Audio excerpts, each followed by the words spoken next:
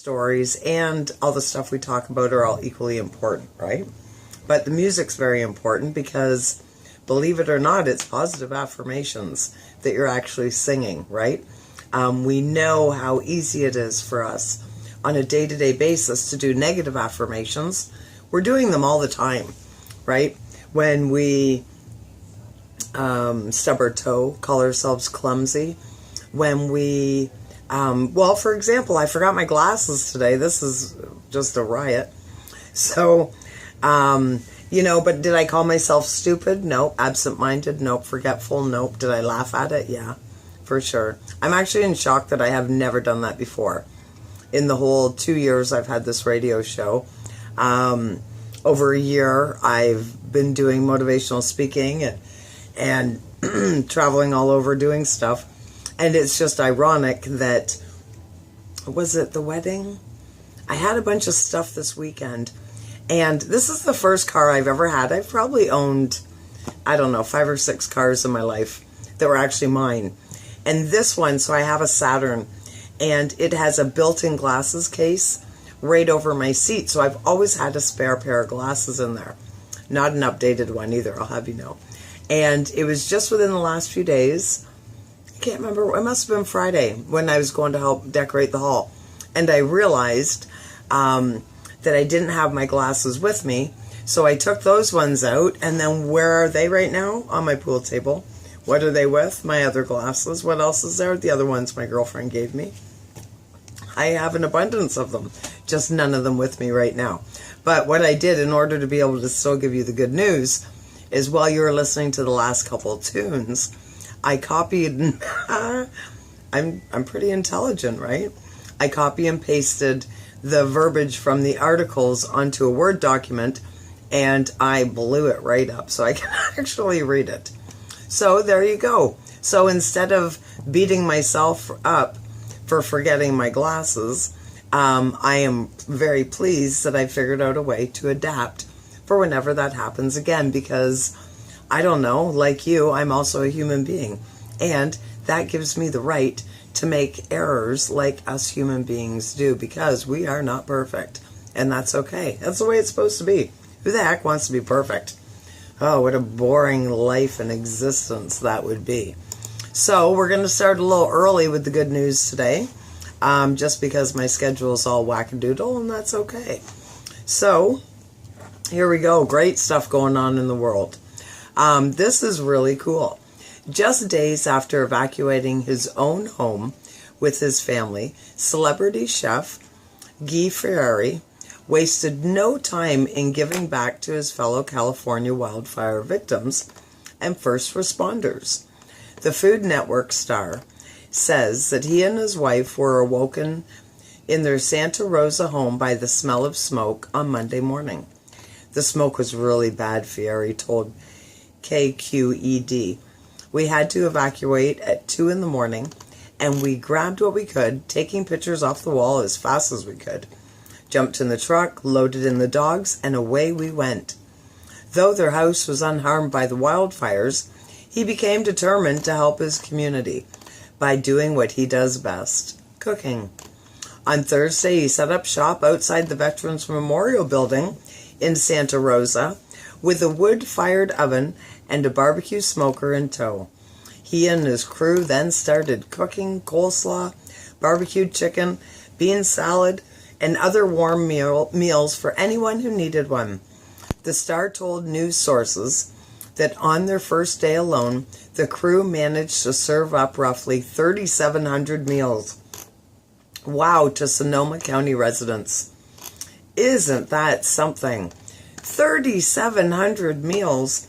Wow, he must have been texting like a madman just to get more supplies in, right? That is no easy task. How impressive. I absolutely love it. Then, next story, very cool. This Muggle family, the Muggles, was miserable over becoming stranded in the Scottish Highlands until they found out who would be rescuing them.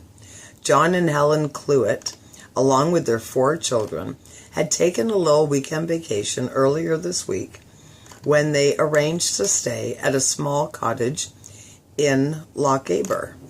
In order to get to the cottage from their car, the family decided to avoid the 3-mile walk and take a 10-minute canoe ride up the river instead. Upon reaching the cozy cabin, the Cluetts tied their canoe to some rocks and spent the night.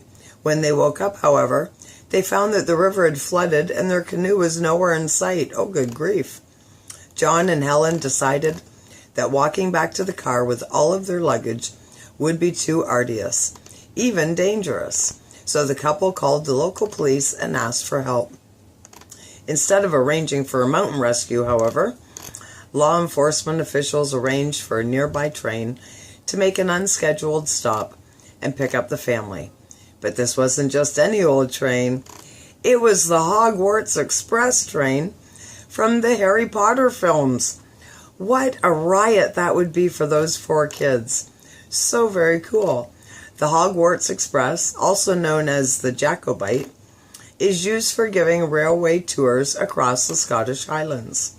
Since it happened to be passing through the area, when John called the police, the train made a quick stop about 400 yards from the Cluetts' cabin. The train is getting closer. We're running down. Stuff bouncing everywhere, big smiles on the kids' faces. It all started to be fun at that point. See, perspective. Weren't we just talking about that? John told the BBC, "I'm slightly sad because I'd lost my boat. But the kids, when they saw the steam train coming, all sadness left their little faces and was replaced by excitement and fun. Just the real joy of having an adventure and having the train stop right next to them." The family was then dropped off at a stop closer to their car. And though the magical adventure had ended, the kids will say it was an experience they soon won't forget. Isn't that something? And that is a story that is going to get passed down from generation to generation, I have no doubt. They will always talk about it. How very cool. And then our last story is absolutely awesome. Some people might just write off these 6,600 inmates as criminals, but they're still trying to help the hurting home state of Texas. Convicts from several jails and rehabilitation centers across Texas collectively donated $53,000 of their commissary funds to the American Red Cross for Hurricane Harvey relief. Commissary funds are small allowances that are given to prisoners for them to buy hygiene products and toiletries in jail. Texas Department of Criminal Justice spokesman Jason Clark told Dallas News that the average prisoner donated roughly $8 of their funds to hurricane relief. Other inmates donated hundreds of dollars. Regardless of the amount, however, choosing to donate a portion of their meager allowances was no small gesture for the inmates, and yet they still wanted to do it anyways. They were requesting to donate money, Clark told Dallas News. It's just something they chose to do. Isn't that cool? And I mean, think about that for a minute. You know, how do they accumulate money? You know, they don't have access to a lot of money. I think in some of the jails or the prisons you can work and earn money. You'd get like so much a day or whatever. But, you know, this is, jail's not fun, right? There's nothing positive about being in jail at all. So like they're giving away their toilet paper money. They're giving away their munchie money. I don't know, you can probably smoke in the jails in the States, I would think. You certainly can't here. But anyways, like their cigarette money, like this is all they have. And quite often, I mean, you're in jail. This is your only little, like, one of the few things you can control is your money, right? And it's their only thing that they can spoil themselves to, you know, have those little extra things. So that is a very noble, very awesome thing to do. And you know what? All the people that did donate, I mean, I know I don't expect it to affect their time or whatever, but I think it is worthy on their file that if they donated, because I think it just shows, I don't know, some emotion, some compassion, some empathies, some good qualities in people. And that's what it's all about. Now, speaking of good qualities, before I finish off this good news, and we get back to some music before we wrap this up today. I just want to remind everybody, if you're in the Sarnia area, twice a year I do a free clothing drive. And me and some friends, it's not just me, I could never pull this off alone. So our fourth one is this Sunday. It is at the Moose Lodge on Phillip Street here in Sarnia, which is off of Confed, right around the corner from Indian, so between Indian and Ontario, off Confed, Phillip Street, Moose Lodge, this Sunday, which is October 22nd. And drop-off is between 11 and 1. We have to do a quick flip here. So we have from 11 to 1 for you to bring the stuff in. It has to be perfect. It has to be clean. It has to have all its buttons, and zippers and all this stuff. And then we're giving it away to everybody. Anybody who needs it. There's no pre-qualifiers. I don't care if you're on welfare. I don't care if you're a doctor.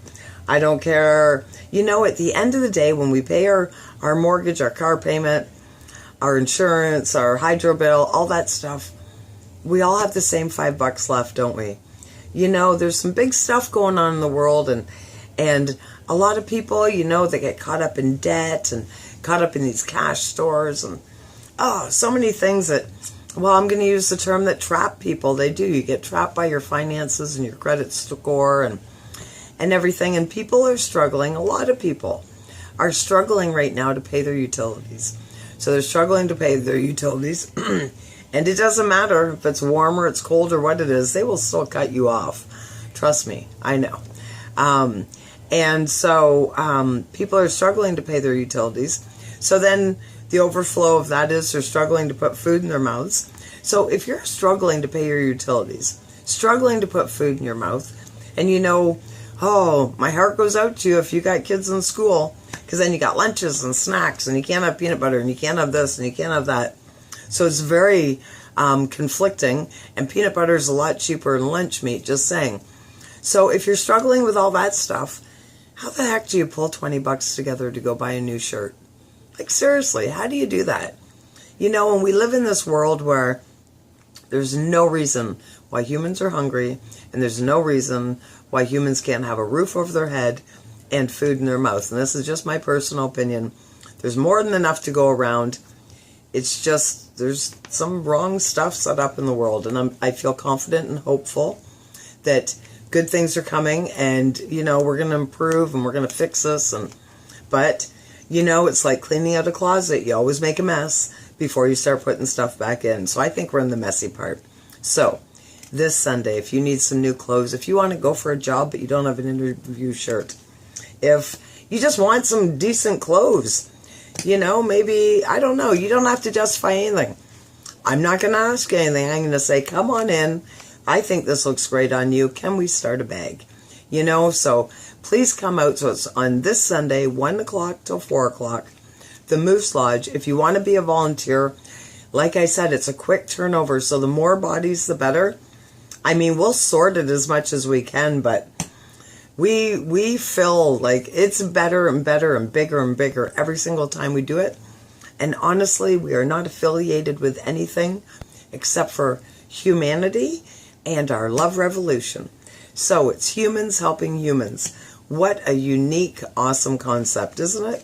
So if you'd like to participate as a volunteer, awesome. You'd like to drop off some stuff? Fantastic.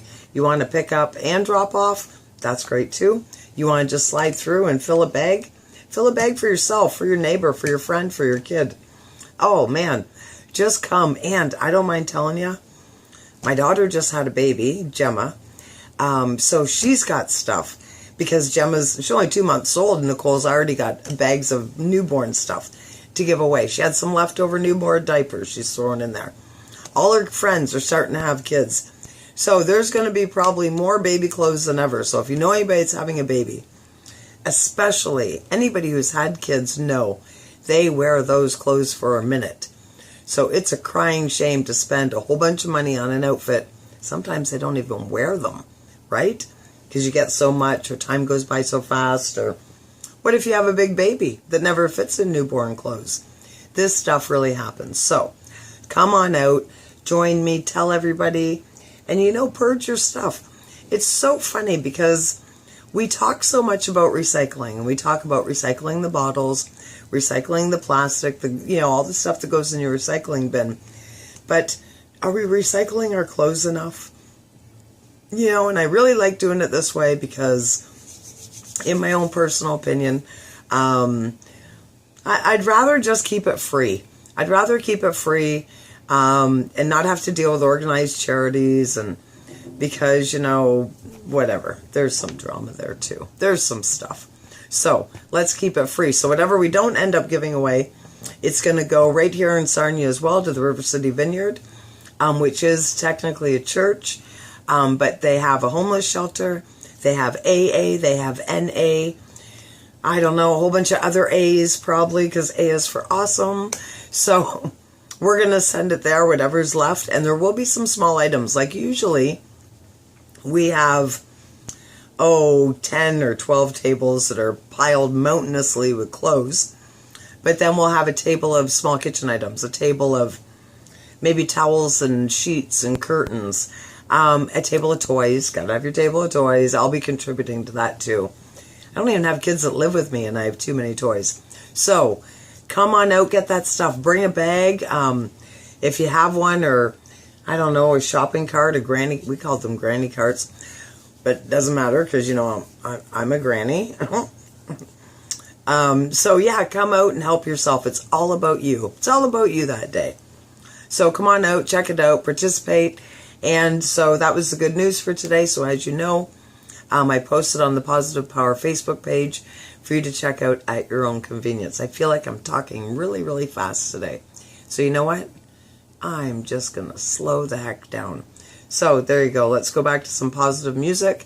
And, like I was saying, it's positive affirmations, isn't it? We all, if you remember Saturday Night Live and Stuart Smalley and everybody, it really made positive affirmations sort of flaky.